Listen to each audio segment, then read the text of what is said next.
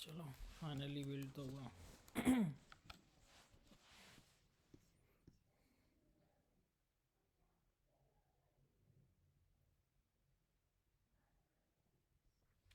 Okay, तो सुनो, जो मैंने एक पीडीएफ दिया था रिडक्स टूल का, उसे किसी ने देखा थोड़ा सा भी?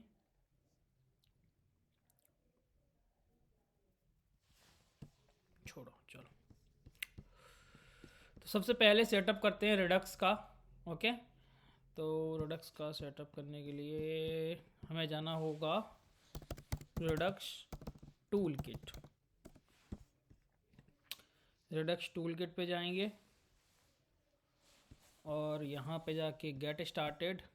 गेट स्टार्टेड में सिंपल सा इनका तरीका है भाई कि ये पैकेज आप npm से इंस्टॉल कर लो या फिर आप yarn से भी कर सकते हो। दो पैकेजेस की भी नीड होती है क्योंकि जितने भी अदर आपको हुक्स मिलेंगे वो रिएक्ट रिडक्स से मिलेंगे, एंड स्टोर भी आपको जो कॉन्फ़िगर करना होता है वो इसी की हेल्प से होता है, एंड ये हमारे लिए ज़रूरी है। तो ये दोनों पैकेजेस हमारे लिए ज़रूरी हैं, तो हम यहाँ पे इसको इंस्टॉल करेंगे एंड इसे भी। ओके, दोनों इंस्टॉल करने के बाद cd ios pod install.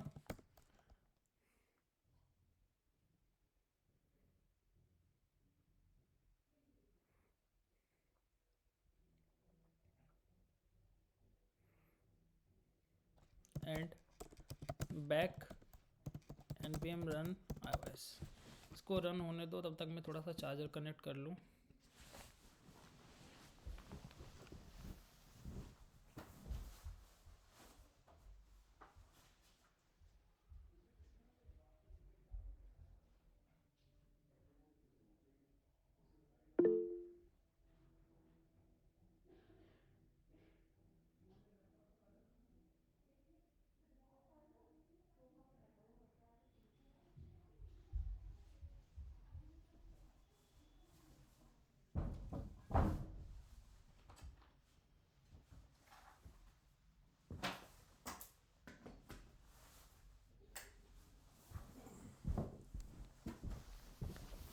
Okay, चलो रन हो गया, बढ़िया। अब समझो कहानी पूरी क्या है। मान लो जब भी हमें रिडक्स सेटअप करना होता है अपने ऐप के अंदर, ओके, तो हमें सबसे पहले जो चीज़ बनानी होती है वो होता है क्या, एक स्लाइस बनाना। क्या होता है? एक स्लाइस बनाना। अब स्लाइस जब मैंने एक्सप्लेन किया था तो मैंने क्या बताया था, it's a combination of reducers and actions, है ना, रिड्यूसर्स एंड एक्शन। तो ये चीज़ जब तुम 10 टाइम्स लिखोगे क्या कि एक स्लाइस कैसे बनाते हैं, उसको अगर तुम 10 टाइम्स बना के देख लोगे ना जब, तो ये इतना इजी हो जाएगा कि तुम आंख बंद करके उस चीज़ को कर पाओगे। देखो कैसे, मैंने ये इतना बार लिखा है ना अभी तक, इतने मतलब इतनी बार मैं लिख चुका हूँ, यूट्यूब पे डाला, खुद भी प्रोजेक्ट्स में लगा रहा हूँ, तो बहुत बार लिखा मैंने इस चीज़ को। इस वजह से क्या हो रहा है कि बहुत फास्ट मोड में सारा काम चल रहा है। ठीक है, तो यहाँ पे मैं क्या करता हूँ, एक नॉर्मल सा फोल्डर बनाता हूँ पहले, जिसका मैं नाम दे देता हूँ क्या, रिडक्स। अब रिडक्स में सबसे पहली जो चीज़ हम बनाते हैं वो होती है क्या, इसका नाम क्या होगा, स्लाइस। स्लाइस जो होती हैं वो आपको अलग अलग मॉड्यूल्स की बनानी होती है। जैसे मान लो अगर आप ई कॉमर्स ऐप पे एक एग्जांपल लेके चलते हैं कि आपका जो ऐप है वो ई कॉमर्स है। ई कॉमर्स में अगर आप स्लाइस बनाओ, देखो एक स्लाइस से भी हो सकता है, but try to separate them. Okay, अलग अलग बनाओगे तो आपको एक फ़ायदा रहेगा कि आपको अलग अलग मॉड्यूल्स में फिर कोई कन्फ्यूजन नहीं होगी। जैसे मान लो ऑर्डर्स की एक स्लाइड अब बना सकते हो, रिडक्स स्लाइस बना सकते हो एक ऑर्डर्स की, एक आप बना सकते हो एड्रेसेस की, एक बना सकते हो आप कार्ट की, एक बना सकते हो आप फेवरेट की। अलग अलग मॉड्यूल्स होते हैं सारे, उसके अंदर एक बना सकते हो यूजर डिटेल्स की। अब इनमें देखो कैसे बनाएंगे हम, यहाँ पे जैसे एग्जांपल ले रहे हैं तो एग्जांपल हम क्या, एक ई कॉमर्स का ही ले रहे हैं फिलहाल, और मैं कोशिश करूँगा जितना ज़्यादा हो सकता है उतना, मतलब 2-3 चीज़ें कर लें अलग अलग स्लाइसेस बना के।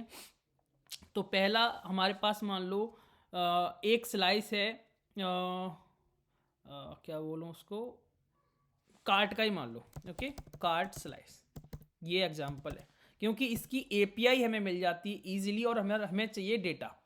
अदरवाइज हम ले सकते हैं एग्जाम्पल एक नोट्स ऐप का, उसमें भी वही CRUD ऑपरेशंस होंगे जो इसके अंदर होने, बस थोड़ा सा जावास्क्रिप्ट का कोड चेंज होगा जो लॉजिकली अलग अलग एप्लीकेशन का रिक्वायरमेंट के बेस पे होता है वो, पर जो एक मॉड्यूल रहेगा वो सेम। इसमें भी CRUD ऑपरेशन चारों, create, read, delete and update, और उसमें भी होंगे। तो मैं कार्ड कर लेता हूँ क्योंकि ये कॉम्प्लिकेटेड थोड़ा सा होता है, तो यही बताना ज़रूरी है।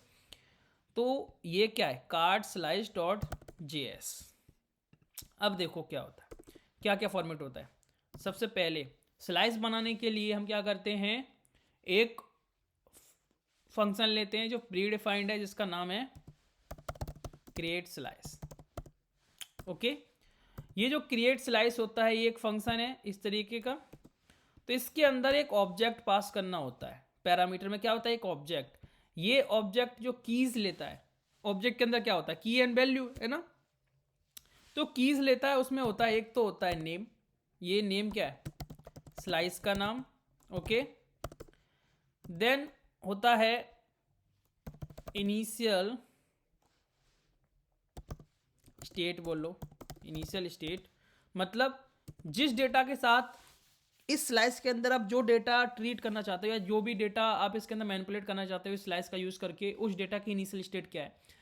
वो नल हो सकता है, वो एम्प्टी एरे हो सकता है, वो एम्प्टी स्ट्रिंग हो सकता है, वो जीरो हो सकता है, वो ट्रू या फॉल्स हो सकता है, जो भी एक जैसे हमारी स्टेट के अंदर होता है एक इनिशियल वैल्यू, वही सेम केस यहाँ पे है। तो वो कुछ भी आप ले सकते हो, है ना। इनिशियल स्टेट हो गया। देन हमें यहाँ पे एक पास करना होता है रिड्यूसर्स। अब ये रिड्यूसर्स यहाँ सिर्फ और सिर्फ एक की है, ओके, जो एक ऑब्जेक्ट को इस तरीके से दिखाता है, ये बोल सकते हो, या फिर आप इस तरीके से लोगे, वो इसमें रिटर्न लगाना होता है। तो सबसे इजी तरीका क्या है कि इसे ऑब्जेक्ट मान लो इस तरीके का। इस ऑब्जेक्ट के साइन के अंदर हमें मल्टीपल फंक्शंस डिफाइन करने होते हैं, मल्टीपल फंक्शंस। अब जो फंक्शंस होते हैं, जो फंक्शंस होते हैं इसके अंदर, उन्हें बोलते हैं क्या, एक्शंस। और वो एक्शंस इस तरीके का फंक्शन होता है, फंक्शन ऐसे ही होता है ना, इस तरीके का। इस पैरामीटर में हमें स्टेट कॉमा एक्शन एक्चुअल में मिलता है, मतलब ये दो चीजें मिलती हैं।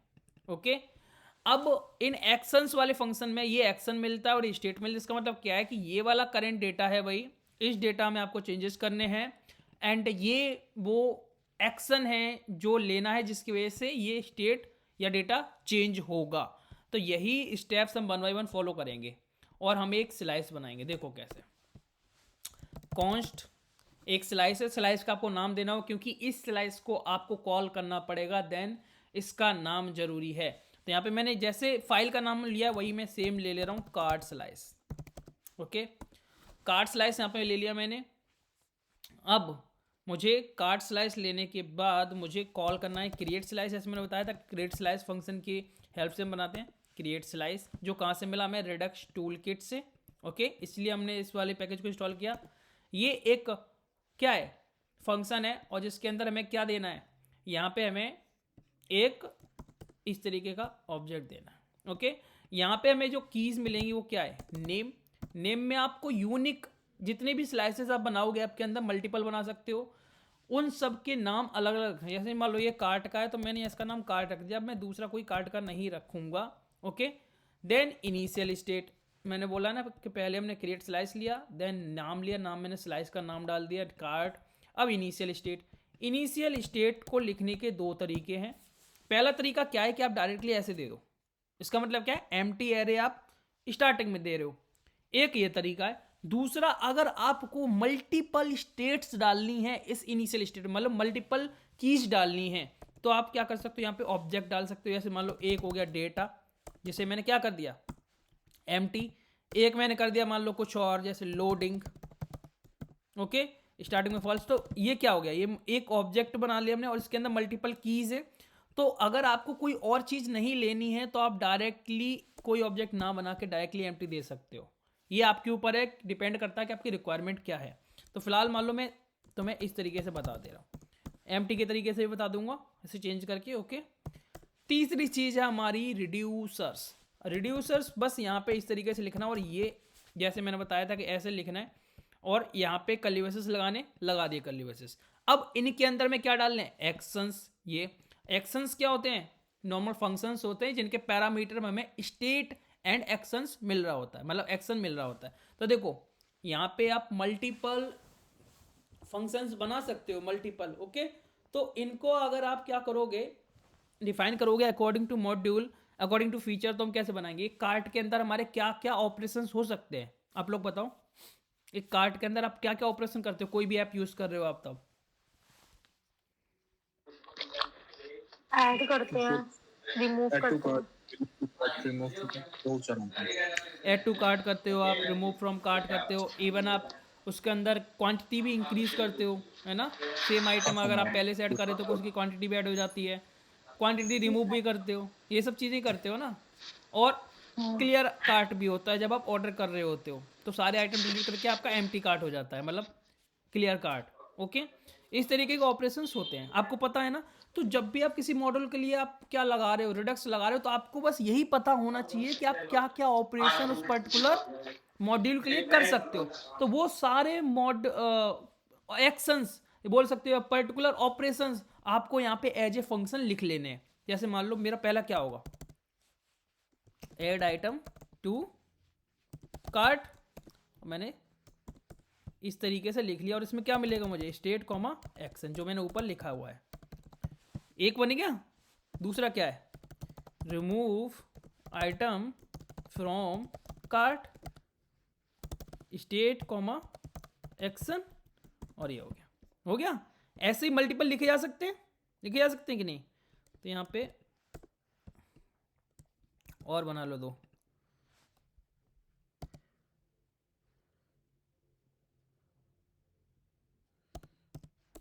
एक और बना लो, एक इंक्रीज और डिक्रीज में इसी वाले में बता दूंगा जब हम ऐड कर रहे होंगे, ओके। तो यहाँ पे बना लेंगे क्या, clear cart, okay, state comma action, okay, clear cart, ये नाम आई थिंक रिजर्व्ड है कहीं, तो ऊपर कहीं है क्या, पहले वाले के कॉमा नहीं दिया। अच्छा अच्छा, ठीक है ठीक है। तो इसका नाम थोड़ा सा और, क्लियर कार्ट या फिर एम्प्टी कार्ट, ओके। अब ये तीन चीज़ देखो कि हमने लिखने का तरीका बिल्कुल सेम है ना, बस नाम चेंज किया है, but state and action, state and action, state and action, ये मिल ही रहे हैं, ओके। अब इन फंक्शंस को आप कॉल करोगे तो ये एक्चुअल में कहाँ पड़े हुए हैं, रिड्यूसर के अंदर। तो अगला स्टेप जो होता है कि आपको क्या करना पड़ेगा, एक्सपोर्ट करना पड़ेगा पहले तो रिड्यूसर को। यहाँ पे रिड्यूसर का कोई भी नाम नहीं है, क्यों? क्योंकि एक ऑब्जेक्ट है ये जिसके अंदर मल्टीपल एक्शंस पड़े हुए हैं। रिड्यूसर का कोई नाम तो नहीं पास किया ना हमने, जैसे यहाँ पे देखो इनिशियल स्टेट का एक नाम है, तो आप इसके नाम से कॉल कर सकते हो, बट रिड्यूसर का तो कोई नाम है ही नहीं यहाँ पे। तो हम क्या करेंगे, रिड्यूसर को directly with help of cart के स्लाइस से एक्सपोर्ट कर देंगे, और जब आप रिड्यूसर को कॉल कर रहे होगे ना, तो वो नाम आप खुद कर सकते हो, मतलब नेमिंग आप खुद कर सकते हो, कुछ भी नाम ले लोगे, बस आपको इस फाइल से कॉल करना है, ओके। कोई पर्टिकुलर नाम असाइन, जो नाम है वो असाइन नहीं किया गया रिड्यूसर को, तो नाम आप जब भी इसे इंपोर्ट कर रहे होगे तो कुछ भी रख सकते हो। तो यहाँ पे हमने एक्सपोर्ट कर लिया रिड्यूसर को, एंड एक्सपोर्ट हमें किसे करना होगा, ऑल एक्शंस, जितने भी हमने यहाँ पे फंक्शंस बनाए ना इसके अंदर, वो सारे एक्शंस को भी हमें क्या करना होगा, एक्सपोर्ट, जितने भी, ये तीन है ना, तो तीनों को। अब देखो एक्सपोर्ट कैसे करते हैं, कॉन्स्ट, ओके, यहाँ पे एक्सपोर्ट लिखो पहले, एक्सपोर्ट कॉन्स्ट। अब जब मल्टीपल चीज़ों को हम एक्सपोर्ट करते हैं तो क्या लगाते हैं, करली ब्रेसेस लगाते हैं कि नहीं, डिस्ट्रक्चरिंग, है ना। अब ये निकलेंगे कहाँ से, ये निकालेंगे कहाँ से, ये एक्चुअल में कहाँ पड़े हुए हैं, इस स्लाइस के अंदर, इस स्लाइस के अंदर ही तो पड़े हुए हैं, तो यहाँ से निकालेंगे। तो हम क्या लिखेंगे, कार्ट स्लाइस डॉट एक्शंस। ये जो एक्शंस नाम का वर्ड है, इसके अंदर ये सारे एक्शंस पड़े हुए हैं। अब ये एक्शंस क्या है, क्या ये एक ऑब्जेक्ट जिसके अंदर मल्टीपल फंक्शंस ऐसे पड़े हुए हैं। तो ये क्या हो रहा है, डीस्ट्रक्चरिंग यूज हो रही है ना यहाँ पे इन फंक्शंस के नाम निकालने के लिए, ओके। तो यहाँ देखो हमें क्या मिल रहा है, लेकिन सर वहाँ पे रिड्यूसर लिखा हुआ है ना, तो फिर वहाँ पे एक्शन कहाँ? अरे ये रिड्यूसर्स जो है वो कार्ट स्लाइस के अंदर है। अब इसका कोई नाम तो है नहीं, तो इसे कॉल कैसे करोगे? हाँ इसीलिए यहाँ पे एक्शंस की जगह अलग बनाई गई है इनकी खुद की। रिड्यूसर को भी कॉल करेंगे ना तब भी इसे कार्ड स्लाइस की हेल्प से ही करेंगे, और वो भी ऐसा नहीं कॉल कर लेंगे कि directly card slice dot reducers, नहीं, उसको इन्होंने प्री डिफाइंड बनाया कि कार्ड स्लाइस डॉट रिड्यूसर, इकलौता एक ही रिड्यूसर है ना ये पूरा, हाँ हाँ एक ही रिड्यूसर है ना, तो इसलिए डॉट रिड्यूसर लिखते हैं वहाँ पे। तो ये कॉल करने का कन्वेंशन तरीका और कुछ नहीं है। ऐसा नहीं है कि तो जितना सिंपल तुमने एक ऑब्जेक्ट लिख लिया तो डायरेक्टली कॉल कर लोगे तुम इसको, नहीं, इन सब कोड को मैनिपुलेट करके पीछे कुछ लिखा गया है जिससे इस तरीके से कॉल हो सके। ऐसा नहीं है कि डायरेक्टली ये ऑब्जेक्ट जो दिख रहा है तो मैं मतलब कार्ड स्लाइस के अंदर तुम डायरेक्टली कैसे कॉल कर लोगे बताओ। ये तो इसके अंदर जा रहा है ना, प्रोसेस होने डेटा जा रहा है कि नहीं। ये ऑब्जेक्ट तुम डायरेक्टली तो एक्सेस नहीं कर रहे हो ना, ये कहाँ जा रहा है, क्रिएट स्लाइस के अंदर, और वहाँ जाके मैनिपुलेशन हो रहा है, तब इसके हेल्प से हम निकाल रहे हैं। तो जब तुम क्रिएट स्लाइस में ओपन करोगे तो वहाँ पे कार्ड स्लाइस को एक ऑब्जेक्ट मिल रहा होगा एक्शंस का एंड रिड्यूसर का, तो वो हम डायरेक्टली निकाल रहे हैं, ठीक है। अब मान लो मैंने यहाँ तीनों निकाल दिए, और अब मुझे एक्सपोर्ट क्या करना है रिड्यूसर को, तो यहाँ पे एक्सपोर्ट डिफ़ॉल्ट क्यों, क्योंकि एक ही हम इसे कर रहे हैं, एक ही रिड्यूसर है, तो कार्ड स्लैश डॉट रिड्यूसर। अब ये चीज़ तुम्हें क्या करनी है, हमेशा याद रखनी है। ये जो चीज़ है ना, ये 2 लाइन ऐसे ही इस तरीके से ही लिखेंगे, जितने फंक्शन हैं सारे डालने पड़ेंगे। यहाँ पे मैंने एक डाला है तो यहाँ पे ये भी डाल दो और एम्प्टी कार्ड भी डाल दो। जितने फंक्शंस बनाओगे 1 2 3 तीनों को इस तरीके से डालोगे, और ये लाइन तुम्हारी सेम होगी। जो तुम फाइल का नाम मतलब स्लाइस का नाम रखोगे उसी में से डॉट एक्शंस निकालने हैं, और जो भी यहाँ पे रिड्यूसर्स के अंदर जितने भी पड़े हैं इन सब से कोई मतलब नहीं, तुम्हें यहाँ पे निकालना इस फाइल के डॉट रिड्यूसर से।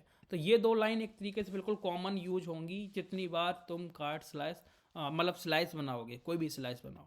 ओके, इतना समझ में आ गया। हाँ सर, हाँ आ गया। ठीक है, अब इसे सेव कर दे रहे हैं क्योंकि अभी इसे हम कहीं यूज नहीं कर सकते हैं जब तक हम बाकी चीज़ें नहीं करेंगे। ओके, अब दूसरी चीज़ जो हम बनाते हैं, जब भी हम स्लाइस बना लेते हैं तो दूसरी चीज़ हमारे पास क्या बचती है, स्टोर। क्योंकि इस स्लाइस को हम यूज तो कहीं स्टोर में ही करेंगे ना। स्टोर क्या है, स्टोर, अब इसका जो बेसिक ये जो है ना, ये फंक्शंस यहाँ पे लिख दे रहा हूँ नीचे, इन एक्शंस को हम यूज करते हैं कहाँ पे, यूजर एंड पे। मतलब यूजर जब भी कोई क्लिक करेगा और जब भी कोई डेटा चेंज करना चाहता है तो एक्शंस को कॉल करते हैं कहाँ पे, डेटा चेंज करने के लिए। ओके, बट रिड्यूसर को मतलब डेटा स्टोरिंग के लिए एक्चुअल में हम जो स्टोर को हम पास करते हैं वो रिड्यूसर होता है। स्टोर डायरेक्टली एक्सेस नहीं करता है एक्शंस को, वो किसको बात कर, जैसे मान लो अपना एक हायरार्की होता है कंपनी के अंदर, होता है कि जो सीईओ है वो मैनेजर से बात करता होगा, है ना, देन मैनेजर टीम लीडर से बात करता होगा, टीम लीडर अपने जो टीम होती है उससे बात करता है। तो इसी तरीके से यहाँ पे जो इस स्लाइस से जो कम्युनिकेशन होता है स्टोर का, तो वो किससे होता है, वो होता है रिड्यूसर से। अब जब हम पूरे ऐप के अंदर मल्टीपल रिड्यूसर्स मतलब मल्टीपल स्लाइस यूज़ कर रहे हैं तो हमें क्या करना पड़ेगा, यहाँ पे मल्टीपल रिड्यूसर्स को पास करना पड़ता है। ओके, बट उसका कम्युनिकेशन रिड्यूसर से। अब आप ये नहीं बोल सकते कि सर मैं वहाँ पे एक्शंस पास कर सकता हूँ डायरेक्टली, नहीं। एक्शंस का जो एक्शंस होंगे उनका कम्युनिकेशन होता है डेटा भेजने के लिए,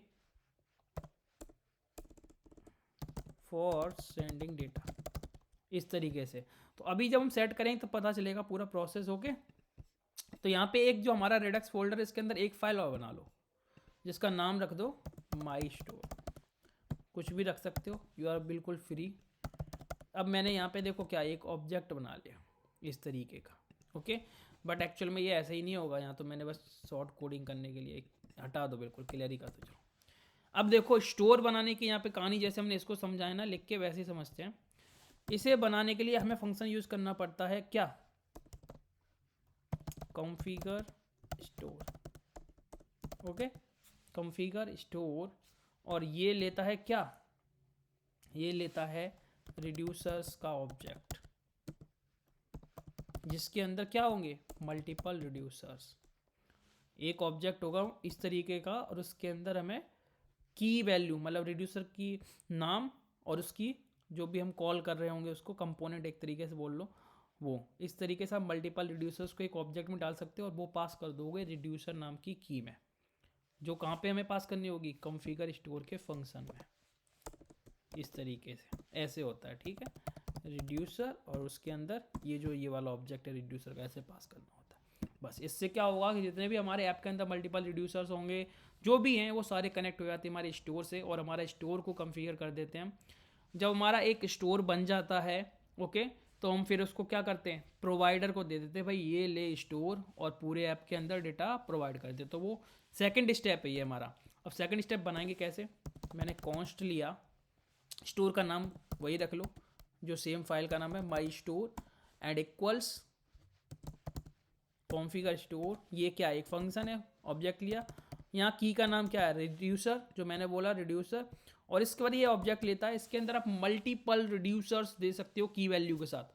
अब मैंने बोला था जब हम स्लाइस बना रहे थे तो हमने क्या बोला था कि भाई स्लाइस का तो यहाँ पे एक्शंस दे दिए, इनके तो नाम है, तो अब इनके जब वहाँ पे नाम को कॉल कर रहे होगे डिस्पैच के अंदर, बट स्लाइस के अंदर रिड्यूसर का कोई नाम नहीं होता। तो देखो हमने रिड्यूसर को डायरेक्टली एक्सपोर्ट करा इस तरीके से। अब इसको कॉल कैसे करेंगे यहाँ पे, तो यहाँ सीधा से हमें क्या लिखना है, मान लो ये मेरा कार्ट का रिड्यूसर था ना, तो मैं लिखूंगा इम्पोर्ट कार्ट रिड्यूसर। ये नाम मैं खुद रख रहा हूँ ना, ये नाम कहीं पे यूज हुआ है पिछली फाइल में, नहीं हुआ ना, मैंने खुद रख दिया अपने, क्योंकि ये कार्ट का रिड्यूसर है तो मैंने कहा इसको नाम कार्ट रिड्यूसर दे देते हैं, इससे समझ में आएगा कि भाई उसी का है।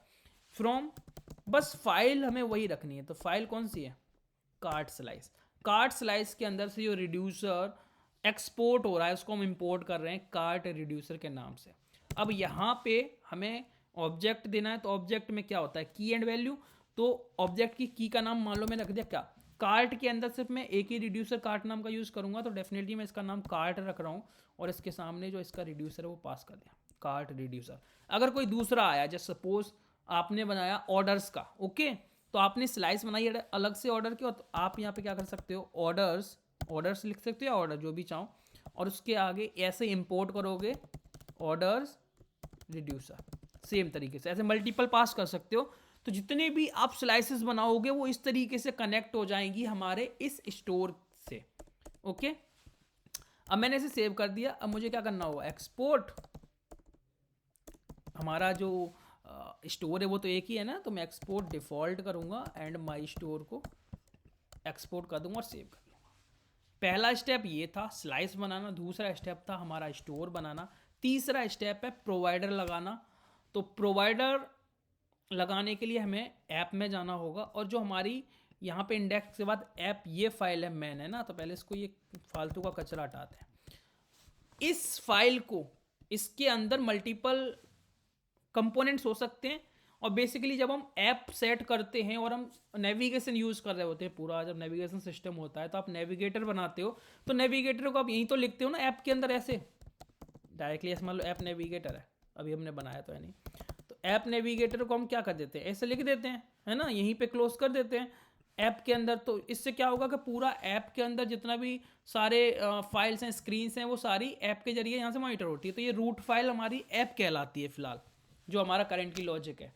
अब मुझे यहाँ पे अगर प्रोवाइडर लगाना है ना, तो फिलहाल जो हमारे पास मान लो जो भी डेटा है ये ऐप वाला डेटा है, तो मैं इसे ही प्रोवाइडर के अंदर लगाऊंगा। अब देखो प्रोवाइडर आता क्या है, नॉर्मल प्रोवाइडर एक तो होता था, हमने जब हुक पढ़ा था, आप लोगों ने हुक पढ़ा है ना, हुक्स के अंदर, जब हुक्स के अंदर हमने कॉन्टेक्स्ट वाला हुक यूज़ किया था, तो देखा था वहाँ पे भी हमने माई कॉन्टेक्स्ट डॉट प्रोवाइडर लगाया था। हाँ सर, हाँ तो सर, वो देखा था। कॉन्टेक्स्ट का प्रोवाइडर था। अब डेफिनेटली यहाँ पे तो हम ग्लोबली बात कर रहे हैं, तो हमने कोई एक सिंगल वैल्यू का कॉन्टेक्स्ट तो बना नहीं रहे हैं, we are creating the context of all the reducers, है ना, ऑल द वैल्यूज। तो हमें यहाँ पे एक कॉमन प्रोवाइडर चाहिए, जो कॉमन प्रोवाइडर कौन प्रोवाइड करता है, रिएक्ट रिडक्स। तो यहाँ पे हम अगर प्रोवाइडर लिखेंगे ना, प्रोवाइडर, तो ये देखो रिएक्ट रिडक्स प्रोवाइड करता है, इसीलिए हमने इसको इंस्टॉल किया। अब इसके अंदर हमें वैल्यू पास करनी पड़ती है स्टोर की। ये स्टोर नाम का एक प्रॉप होता है जिसके अंदर स्टोर हमें क्या करना पड़ता है, इंपोर्ट करना पड़ता है। मेरा स्टोर का नाम क्या है, माई स्टोर कर दिया, और इसके अंदर हमने डाल दिया ये अपना कंपोनेंट। अब ये एक कंपोनेंट है, तुम पूरा नेविगेटर डालोगे तो डेफिनेटली ये, अब देखो इस स्टोर का यहाँ प्रोवाइड करने का मतलब क्या है कि इस स्टोर के बीच में जितने भी कंपोनेंट ऐड होंगे इस प्रोवाइडर के बीच में, वो ही इस स्टोर के अंदर जितने डेटा पड़ा हुआ है डेटा के अंदर या और भी मल्टीपल स्लाइसेस, वो सारा एक्सेस कर सकते हैं। अगर इसके बाहर मान लो मैं ऐप के अंदर मैं index.js में हूँ और मान लो तुमने कोई फाइल यहाँ बना लिया किसी भी तरीके से, इस फाइल के बाद यहाँ पे app.js बनाया हो तुमने, यहाँ पे प्रोवाइडर नहीं लगा के कहाँ गया app.js, यहाँ प्रोवाइडर ने लगा के इसके बाद एक और फाइल में जाके लगाया एक फाइल आगे, तो डेफिनेटली फिर तुम ऐप के अंदर वो डेटा एक्सेस नहीं कर सकते हो। क्यों? क्योंकि तुम उस स्कोप में नहीं आ रहे हो। इस स्कोप के अंदर इस प्रोवाइडर के अंदर जितने भी कंपोनेंट होंगे वो ही इस स्टोर के डेटा को एक्सेस कर पाएंगे। ओके, तो अभी मान लो ये वाला कर सकता, तो मैं क्या करूँगा, यहाँ पे एक कंपोनेंट और बनाऊँगा जिसे हम बोलेंगे क्या, products.js। इसको मैं नॉर्मल रिएक्ट नेटिव स्क्रीन बनाऊँगा और उसको यहाँ से यहाँ कर लूँगा, कॉल कर लूँगा प्रोडक्ट्स को। ओके, अब मेरा प्रोडक्ट्स के अंदर क्या होगा, प्रोडक्ट्स के अंदर क्या होगा, जितने भी डेटा होगा इस स्टोर के अंदर वो एक्सेस कर सकते हैं।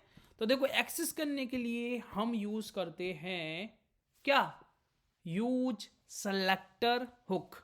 यूज सेलेक्टर हुक क्या करता है कि आप सेलेक्ट कर सकते हो कि आपको कौन सी स्लाइस का डेटा एक्सेस करना है, मतलब कौन से रिड्यूसर का डेटा एक्सेस करना है। हमने यहाँ पे कितनी स्लाइस बनाई है, एक स्लाइस, कार्ड स्लाइस, तो डेफिनेटली उस किसके अंदर, यूज सेलेक्टर के अंदर जो स्टेट मिलती है उसके अंदर कितना होगा, एक ही ऑब्जेक्ट मिल रहा होगा, किसका, यहाँ पे आप देखोगे ये कार्ड नाम का, ये जो नाम है ना, ये जो नाम हम दे रहे हैं यही एक्चुअल में डेटा एक्सेस करने के लिए यूज किया जाता है। तो अभी थोड़ी सी बातें कम करके प्रैक्टिकल करने के लिए हम जाते हैं यहाँ पे, और मैं क्या करता हूँ यहाँ पे कॉन्स्ट डेटा मान लो या फिर रेडक्स डेटा मान लो, जिससे तुम्हें थोड़ा सा समझ में आए meaningful name. Redux data equals, मैंने यूज सेलेक्टर लिखा, यूज सेलेक्टर लिख दिया। इसके अंदर क्या है ना, एक कॉल बैक फंक्शन होता है इस तरीके से जो हमें स्टेट रिटर्न करता है। ये स्टेट एक्चुअल में करेंट स्टेट होती है। करेंट स्टेट का मतलब क्या, ये एक्चुअल में एक पूरा ये रिटर्न करता है। जैसे मान लो ये रिड्यूसर का ये ऑब्जेक्ट है ना, ये ऑब्जेक्ट है ना, तो अगर मैं इसको मतलब सामने नहीं दिखेगा तुम्हें, बट बैकएंड में ऐसे ही हो रहा होगा, कार्ट ऑब्जेक्ट बनाया, कार्ट का ऑब्जेक्ट जो भी इसके अंदर, ये कार्ट का एक पूरा ऑब्जेक्ट आएगा, ये पूरा ऑब्जेक्ट, ठीक है। अब ये कार्ट के अंदर कौन सा ऑब्जेक्ट होगा, हमने वहाँ पे क्या दिया, डेटा दिया था ना स्लाइस के अंदर, ये क्या है, ये ऑब्जेक्ट है ना, इनिशियल स्टेट है कि नहीं।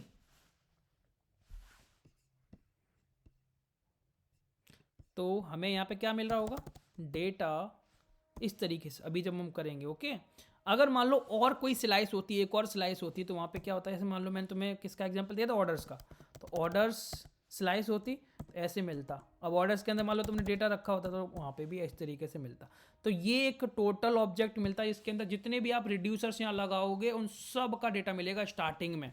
तो यहाँ पे अगर मैं इस रेडक्स डेटा को करूँ कंसोल, तो ये पूरी कहानी बता देगा, मेरे बोलने की ज़रूरत नहीं है। मैं रेडक्स डेटा को प्रिंट करता हूँ, सेव करता हूँ,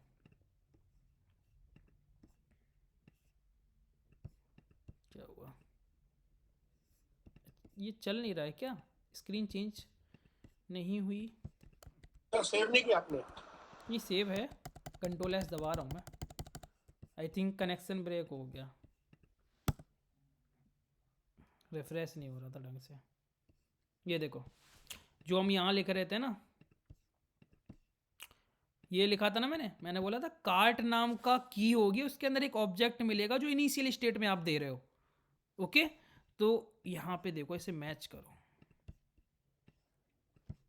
कार्ट नाम का एक ऑब्जेक्ट है और उसके अंदर डेटा नाम का एक इनिशियल स्टेट वाला डेटा आ रहा है। अब जब इसके अंदर इस डेटा के अंदर आइटम्स ऐड होते जाएंगे तो फिर वो आइटम आ जाएंगे, बट क्या मिल रहा है, कंप्लीट ऑब्जेक्ट मिल रहा है कि नहीं। अगर और स्लाइसेस भी होती ना तो ऐसे ही जैसे मैंने बोला है ना, कॉमा लग के ऑर्डर्स होता एंड उसके बाद वो होता, तो आगे ये एग्जांपल भी देख लेंगे, बट फिलहाल हमें इस तरीके का मिल रहा है। अभी देखो हमारे पास कुछ भी डेटा नहीं है, तो थोड़ा प्रोडक्ट्स में जाते हैं और वो जो एपीआई है ना प्रोडक्ट्स वाली फेक स्टोर वाली, उसकी एपीआई से हम डेटा निकाल के थोड़ा सा वो कर लेते हैं, लिस्ट करा लेते हैं।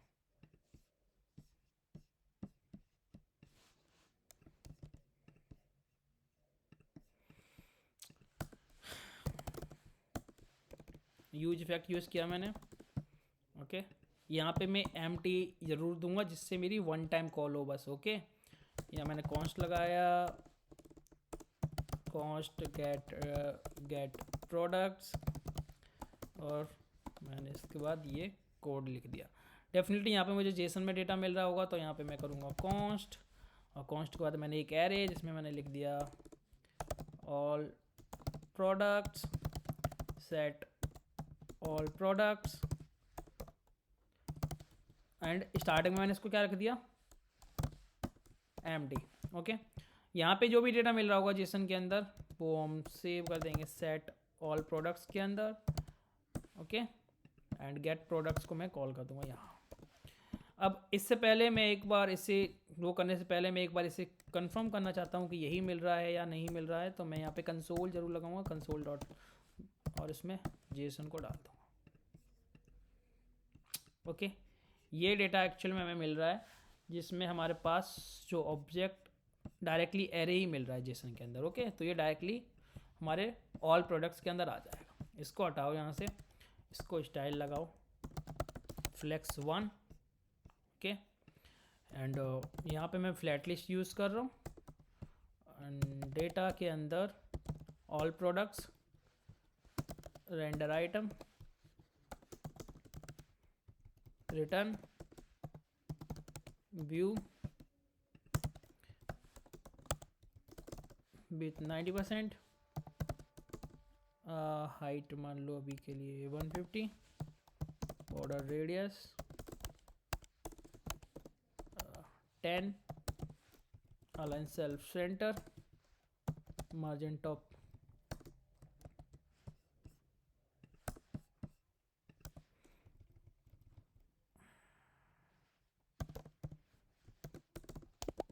20, बैकग्राउंड कलर। ये देखो इतने आइटम आ रहे हैं, तो इतनी हमारी लिस्टिंग हो गई है। बात करते हैं डेटा की। तो डेटा जो हमें चाहिए, फिलहाल मैं इसकी हाइट 80 रख रहा हूँ। ओके, इस हिसाब से, और यहाँ पे मुझे इसे फ्लैक्स डायरेक्शन देना है, रो। ओके, एंड यहाँ पे मैं इमेज ले रहा हूँ, source URI item dot, I think image he item का नाम है, तो यहाँ पे मैंने आइटम लिया ही नहीं है, तो item comma index image style with 60 and height 60, and इसको क्लोज। ओके, ये सारी इमेजेस आ रही हैं। इसको यहाँ पे मैं क्या यूज़ करना पड़ेगा, align item centre, and padding left 10, padding right 10।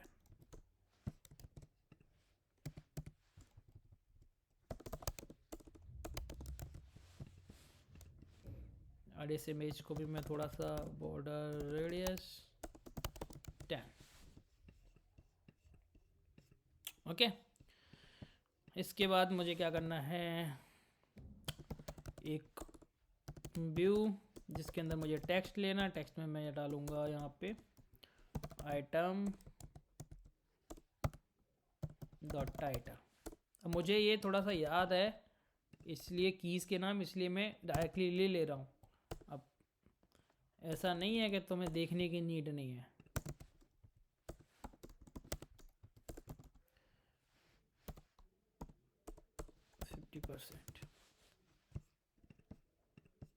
अब ये टाइटल का नाम जो है वो बड़े हैं, तो मैं क्या करूँगा, यहाँ पे चेक करूँगा कि मेरा जो टाइटल है item dot title dot length, अगर वो ग्रेटर देन 20 है, तो मैं क्या करूँगा, यहाँ पे आइटम डॉट टाइटल डॉट सब स्ट्रिंग 0 to 20, और उसके बाद मैं थोड़ा सा यहाँ पे प्लस प्लस प्लस मतलब डॉट डॉट डाल दूँगा, अदरवाइज मैं सेम यूज़ कर सकता हूँ। क्या लिख दिया यहाँ पे, आइटम डॉट टाइटल। तो ये छोटे हैं वो तो चल जाएंगे, है ना। 20 तक मैंने लगाया है, और यहाँ पे गलत पास किया है। ओके, 20 अगर ग्रेटर देन 20 है तो यहाँ पे ग्रेटर देन 30 डालो, ये रहा, ठीक है। ओके, अब इसको थोड़ा सा यहाँ पे style, font size 16, font weight 600 and margin left 10। ये हो गया हमारे आइटम्स के नेम। अब मैं यहाँ पे एक बटन और दूंगा, यहाँ पे टचेबल ओपेसिटी, और यहाँ पे मैं दूंगा स्टाइल, विथ की नीड नहीं है, background colour green and height 30। समझ में ना आए तो वहीं रोक देना, ऐसा ना कहानी सुनते रहना।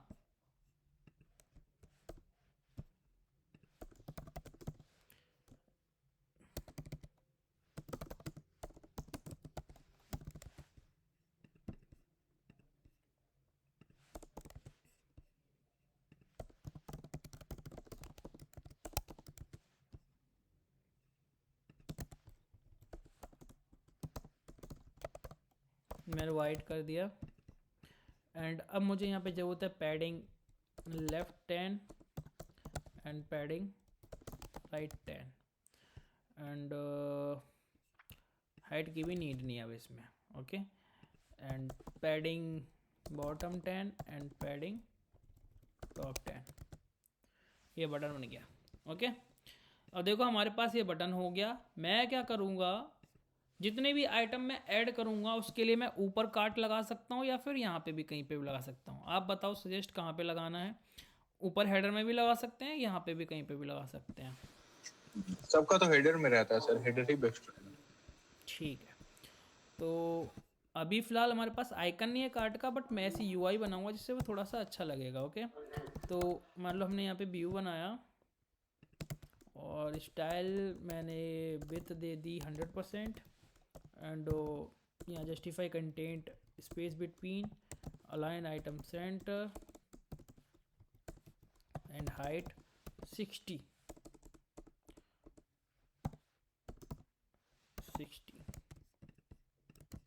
ओके, ये हो गया। एंड यहाँ पे टेक्स्ट दिया, टेक्स्ट में मैंने दिया माई रेडक्स ऐप फ्लेक्सटारिक्स रो। तो यहाँ पे मैंने लिख दिया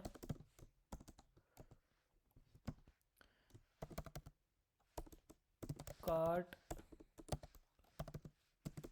आइटम्स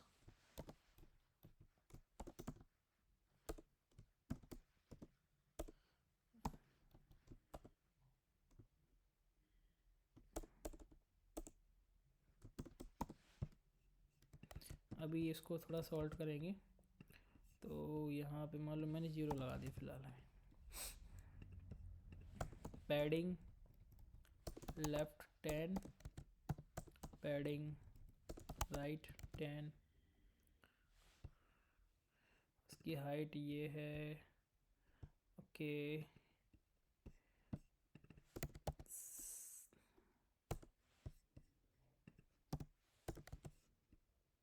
ओके, ठीक है।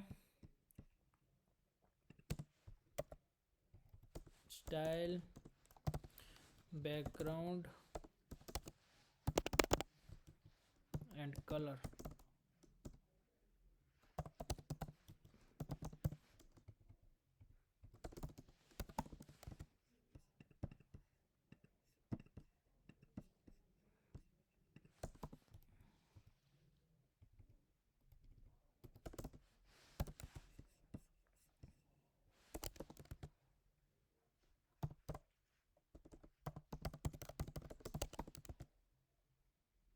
ये बॉर्डर रेडियस अब टेक्स्ट पे काम नहीं करती है।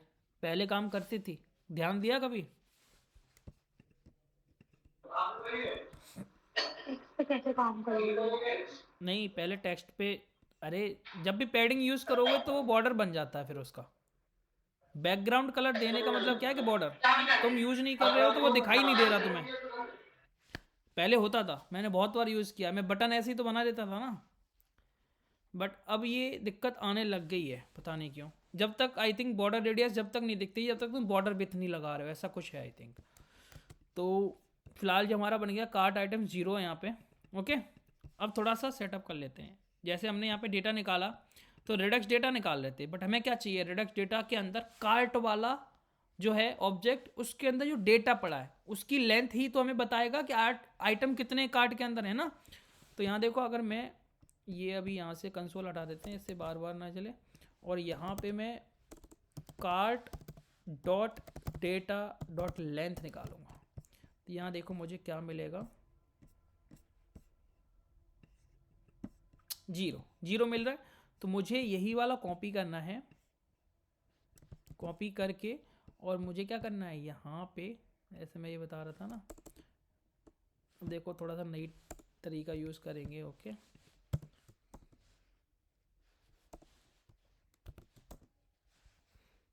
ये मैंने यहाँ डाल दिया, एंड उसके बाद इसमें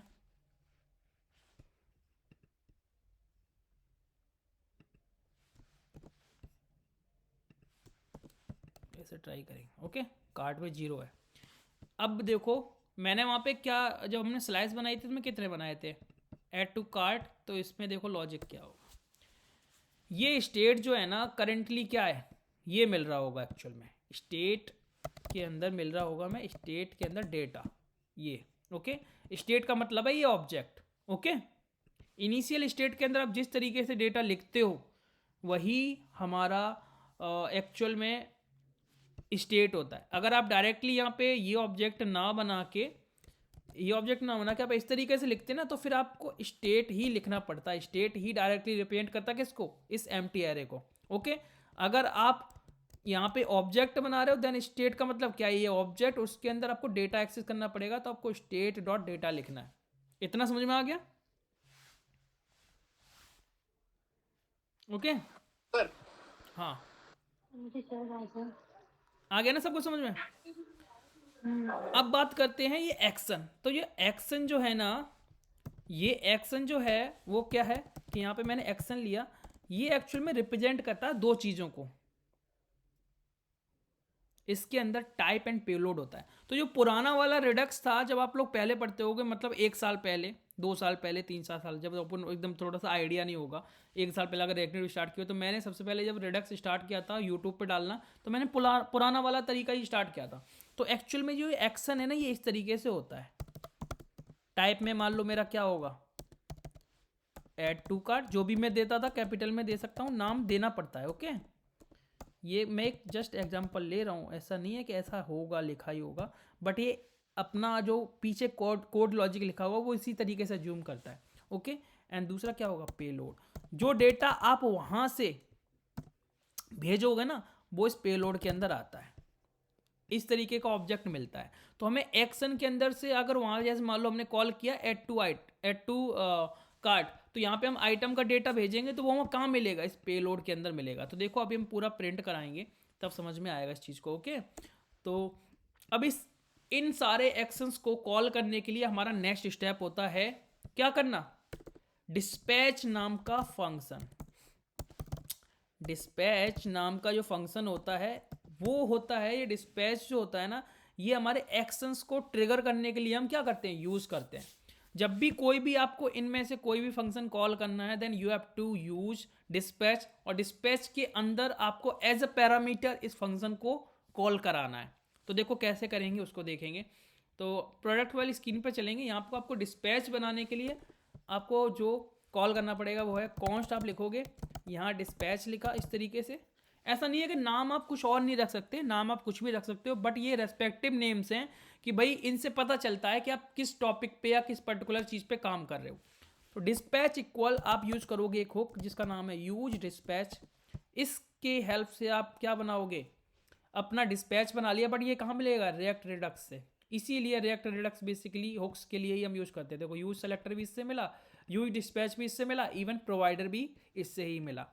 अब डिस्पैच में मिल गया तो हमें क्या करना होगा? जब मैं किसी आइटम पे, फ्लैट लिस्ट में किसी आइटम पे इस बटन पे क्लिक करूंगा, यहाँ पे ऑन प्रेस लगाऊंगा, और ऑन प्रेस के अंदर लॉजिक होगा डिस्पैच कॉल करेंगे। कॉल क्या? डिस्पैच। ये क्या? एक फंक्शन है। ओके, डिस्पैच फंक्शन है। अब इसके अंदर मैं क्या बोला था कि इसके अंदर हमें पैरामीटर में एक्शंस को कॉल कर सकते हैं। तो वहाँ एक्शन कितने? Add item to cart, remove item. हमें फिलहाल क्या करना है? ऐड करना है, तो हम कॉल करेंगे ऐड आइटम टू कार्ट। ये भी क्या? एक फंक्शन ही तो है। कॉल कर लिया। अब देखो मैंने क्या बोला था, जब मैंने एक्शन तुम्हें वहाँ पे एक्सप्लेन किया था, तो वहाँ क्या बोला था मैंने कि दो चीज़ें होती हैं, पेलोड होता है और टाइप होता है। इसको थोड़ा सा अगर मैं इधर दिखाऊँ तो पेलोड आ रहा है जिसके अंदर वैल्यू जाती, एंड टाइप के अंदर क्या ले रहा है? Cart, add item to cart. पूरा मतलब हमारे एक्शन का नाम दिखा रहा है एंड हमारे रिड्यूसर का नाम दिखा रहा है वही एक ऑब्जेक्ट ही तो है। तो अब देखो इसके अंदर मुझे अगर डेटा भेजना है किसी आइटम का, तो मैं यहाँ से सीधा आइटम भेज दूंगा।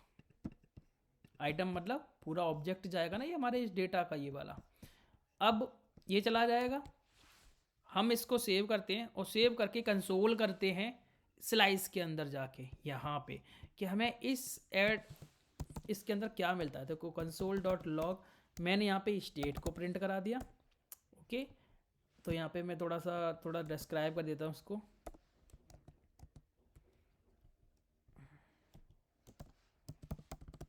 Current state. ओके, देन दूसरी लाइन हम यहाँ लिखेंगे करेंट एक्शन। ओके, अब एक्शन के अंदर हमें यहाँ पे एक्शन मिलेगा, तो देखो क्या मिलेगा। मैंने सेव किया और यहाँ पे हम क्लिक करते हैं किसी आइटम पे। करेंट स्टेट के अंदर क्या मिल रहा है? हमें डेटा मिल रहा है जो क्या है? एम्प्टी है। करेंटली एम्प्टी है ना, अभी तो ऐड किया नहीं हमने। और जो करेंट एक्शन है उसके अंदर में क्या मिल रहा है? देखो पेलोड नाम का एक ऑब्जेक्ट मिल रहा है पूरा, और इस ऑब्जेक्ट में पेलोड नाम का जो है उसके अंदर क्या डेटा का जो सामने वाला आइटम है उसका सारा डेटा मिल रहा है कि नहीं मिल रहा है यहाँ तक। और ये टाइप नाम का मिल रहा है जिसके अंदर उस पर्टिकुलर किसकी एक्शन की डिटेल है कि ऐड आइटम टू कार्ट उस एक्शन का नाम है, और ये उस जो रिलेट करता है वो किस रिड्यूसर से? कार्ट रिड्यूसर से। इस तरीके का हमें ऑब्जेक्ट मिला। ओके, ये चीज समझ में आ गई? Yes sir. अब जब हमारे पास दोनों चीजें आ गई, हमें क्या करना? हमें सारा मटेरियल मिल गया खिचड़ी बनाने का। हमें क्या करना? खिचड़ी पकानी है। तो डेफिनेटली स्टेट को अगर मैं चेंज करना है तो हमें क्या करना पड़ेगा? अगर आप एक चीज मैं आपसे पूछूं कि हमने जब जावास्क्रिप्ट पढ़ी थी तो मैंने बोला कि एक एरे के अंदर आपको एक आइटम पुश करना है। ये स्टेट क्या है? इस स्टेट के अंदर डेटा नाम का एक एरे ही तो है। और जब आप एक एरे के अंदर डेटा पुश करते हो, डेफिनेटली क्या यूज करते हो? डेटा डॉट पुश, ये यूज करते हो ना, और उसके अंदर उस आइटम को पुश कर देते हो। तो यहाँ क्या लिखेंगे हम? State dot data. ये क्या? एक एरे मिल गया, और इसके अंदर अगर मुझे एक आइटम एंटर करना है तो मैं क्या करूंगा? जो भी हमें एक्शन के अंदर मिल रहा है एक्शन डॉट पेलोड, तो ये पुश हो जाएगा। अब देखो जैसे ही मैं इसे सेव करता हूं, और यहां आप देखो कहानी क्या होगी। क्लिक किया, ऊपर देखा आइटम बढ़ गया, एक बढ़ा कि नहीं बढ़ा? लेंथ डेटा डॉट डेटा की जो लेंथ है वो कितनी होगी? एक। और आप यहाँ पे देखोगे, अब जब दोबारा से क्लिक करोगे तो यहाँ पे देखो करंट जो डेटा था, करंट स्टेट, उसके अंदर क्या है? एरे के अंदर डेटा आ रहा है ना, पहले वाला आ रहा है कि नहीं? ऐसे ऐसे आप जैसे क्लिक करते जा रहे हो, देखो यहाँ पे काउंटिंग बढ़ती जा रही है, और हमारा जो करंट स्टेट है, मतलब ये जो डेटा है इसके अंदर क्या है? एक आइटम पुश होता जा रहा है। और ये इंस्टेंटली, मैंने कुछ रिटर्न वगैरह भी नहीं लिखा यहाँ पे।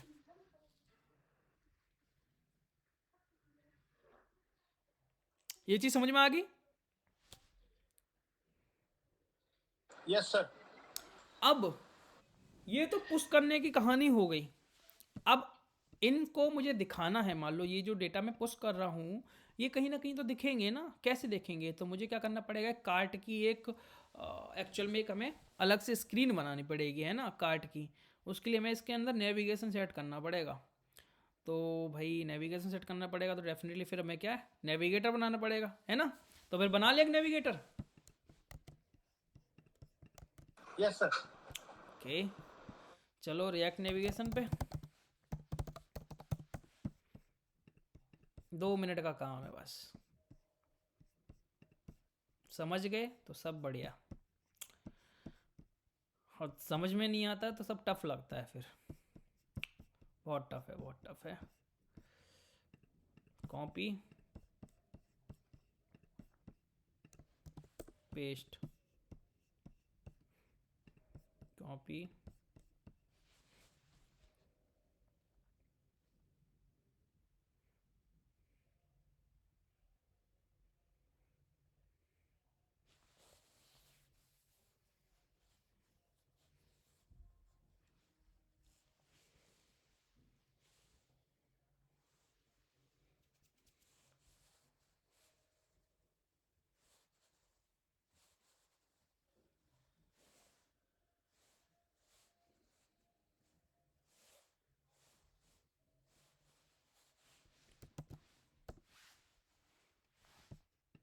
हमें स्टैक नेविगेटर बनाना है तो स्टैक पे और जाएंगे और 2 पैकेज और इंस्टॉल कर लेंगे। एक तो स्टैक वाला and gesture handler.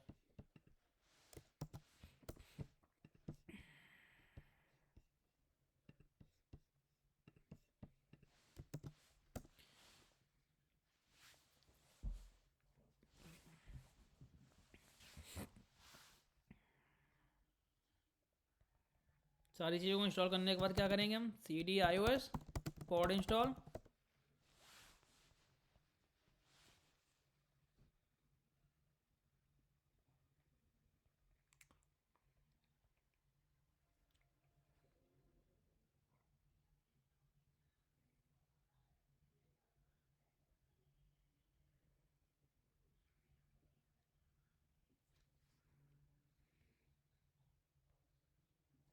Okay, cd back and यहाँ से अपना ऐप को रन कर लेंगे, npm run iOS।